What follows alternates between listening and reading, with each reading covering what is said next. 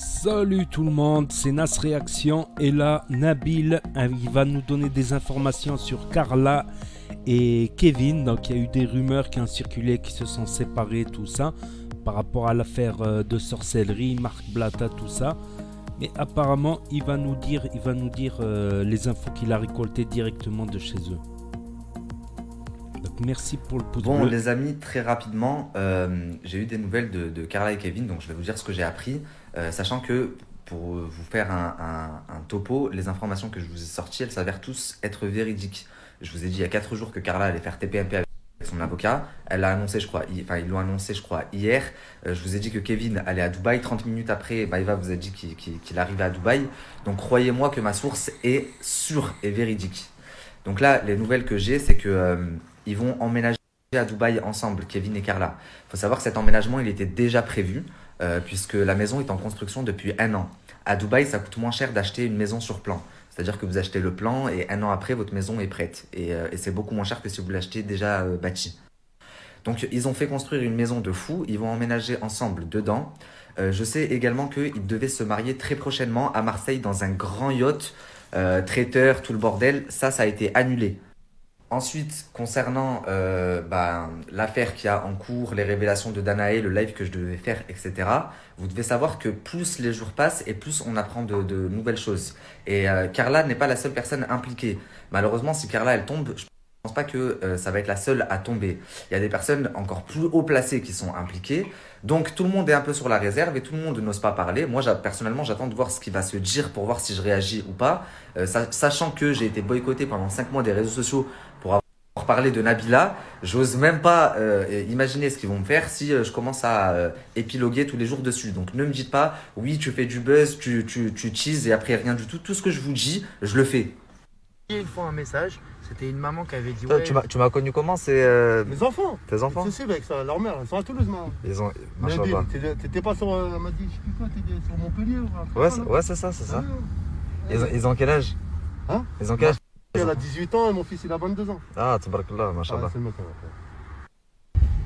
La famille, je voulais vous partager un petit truc. C'est un témoignage que j'ai reçu sur Instagram. C'est une ancienne cliente de Danae qui du coup lui a reversé beaucoup d'argent pour certaines choses. Et elle me dit que à force de faire appel à elle, elle en est arrivée à cracher sur sa famille, insulter sa famille, etc. Donc je vais vous le reposter, c'est assez long. Elle a créé un faux compte pour rester anonyme, ce que je peux comprendre. Mais regardez le message, lisez le message et je pense que vous comprendrez un petit peu mieux la position de Carla, je pense. Donc on va mettre pause, on va lire le message. Hop. Témoignage expérience avec Danae. Bonsoir Nabil, je me permets de vous contacter sur un compte anonyme pour vous raconter mon histoire avec Danae. Je souhaite juste raconter comment elle m'a extorqué de l'argent et réussi à me faire dire des atrocités sur ma propre famille. Si je témoigne aujourd'hui, c'est pour démontrer que oui, sous l'emprise ou la contrainte, on peut dire des choses inimaginables que l'on ne pense pas. J'ai contacté Danae une première fois il y a quelques années. J'avais 23 ans à l'époque, jeune marié et ayant perdu un enfant en milieu de grossesse. J'ai souhaité avoir affaire à ses dons pour savoir si... Après, c'est un message. Est-ce qu'il faut se fier? Est-ce que c'est un vrai un faux message? Je sais pas. De grossesse, j'ai souhaité avoir assez dons pour savoir si une future grossesse allait avoir lieu et le déroulement de celle-ci. Danae était d'une extrême bienveillance, du moins ce que je pensais.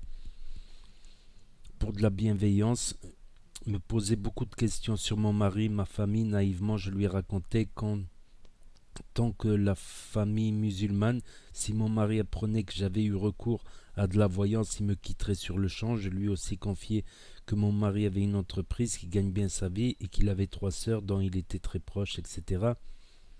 Tout s'est bien passé pendant plus d'1 an, des tarifs réglo et des consultations basiques de voyance. Puis un jour, elle m'informe qu'elle voit qu'autour de moi, dans ma famille proche, une personne va perdre son enfant au cours de la grossesse et que si je veux être épargné, elle peut faire quelque chose pour moi, mais que pour cela, il faut que je verse une somme d'argent plus importante et que à voix haute je dise clairement que je souhaite que cela arrive à une de mes sœurs de mon mari. Elle m'explique que de toute façon c'est inévitable et que je me protège seulement en disant ça. J'étais effondré et croyant à ces prédictions, j'ai formulé via WhatsApp à voix haute mon intention qu'à sa prochaine grossesse ma belle-sœur perde l'enfant. J'en ai terriblement honte aujourd'hui. Des anecdotes comme ça j'en ai et plusieurs. Elle m'a fait formuler que je souhaitais que mon mari fasse faillite pour me convaincre. Elle m'a dit qu'il ne pouvait pas avoir l'argent et la santé, donc pour qu'il reste en vie longtemps, fallait qu'il perde sa société. Cela a duré 1 an où elle a procédé toujours à la même manière jusqu'au jour où financièrement et moralement j'ai craqué. Je lui ai dit que peu importe les malheurs qui nous atteignent, je ne voulais plus rien savoir. J'arrêtais tout. Et c'est là qu'elle m'a montré son vrai visage. Elle m'a dit qu'elle avait mis les coordonnées de la société à mon mari, son numéro de téléphone, et que si je lui versais pas une somme d'argent, elle lui envoyait tous mes audios. Chantage. Je n'ai pas cédé, mais j'ai vécu dans la peur des mois. Mon mari, s'il aurait appris que j'avais eu recours à la voyance, je pense qu'il m'aurait quitté sur le champ. Mais alors, à la sorcellerie contre notre famille, je n'ose imaginer comment il aurait réagi. Tout cela pour vous dire que des fois, malgré nous, on fait des choses ignobles et qu'une simple consultation de voyance banale peut vite dériver. Désolé pour mon lent témoignage, peut-être que cela n'a aucun rapport avec la jeune fille des Marseillais et que peut-être elle a procédé totalement différemment avec elle. Mais si cette jeune fille a peur ou honte de parler, c'est peut-être car comme moi, elle s'est fait avoir et a honte de le dire. J'en ai terriblement honte aujourd'hui encore, honte de mes propos, pour que les gens pensent que ces propos, j'ai pu les souhaiter et surtout honte de m'être fait manipuler. Et voilà, c'est ça le problème. Là, c'est un cas courant de, on va dire, de chantage. Voilà, c'est de chantage. Donc la voyante, elle a pris confiance, elle lui a fait dire des trucs qu'elle ne pensait pas, mais comme elle croyait à la voyance, l'autre, la cliente, elle a dit ça pour que faire un sort de la magie, je sais pas. Et ça s'est retourné contre elle parce que après la voyante, elle lui a dit voilà, les audios que tu as mal parlé sur la famille que je t'ai demandé, je vais les envoyer à ton mari, tout ça, si tu me donnes pas une forte somme d'argent. Donc oui, là on parle de chantage. On parle de chantage. J'ai vu aussi dans les commentaires ça parlait de chantage. Après, j'accuse pas sans preuve, mais peut-être que c'est une possibilité. C'est une autre ligne de défense aussi de la part de Carla. Peut-être que elle a été victime de chantage par sa voyante qui lui a fait qui lui a fait dire des trucs et qui a ensuite envoyé les audios, tout ça à certaines personnes que vous connaissez, je pense, pour faire éclater le net. Pour faire du buzz et gagner, soutirer de l'argent, du racket. Peut-être là, ça pourrait plus s'expliquer. Voilà, la ligne de défense de Carla, comme quoi elle a été victime de racket, pourrait plus être expliquée. Voilà, être rackettée par sa propre voyante. C'est une possibilité. Après, j'accuse pas sans preuve. Faut qu'il y ait des preuves, tout ça. Faut qu'il y ait un peu plus de preuves. Après, oui, ils ont annulé le mariage sur le yacht.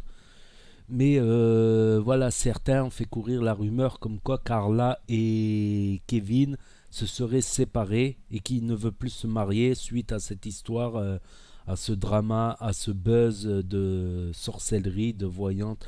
Comme quoi les voyantes, voilà, moi ça m'a jamais attiré.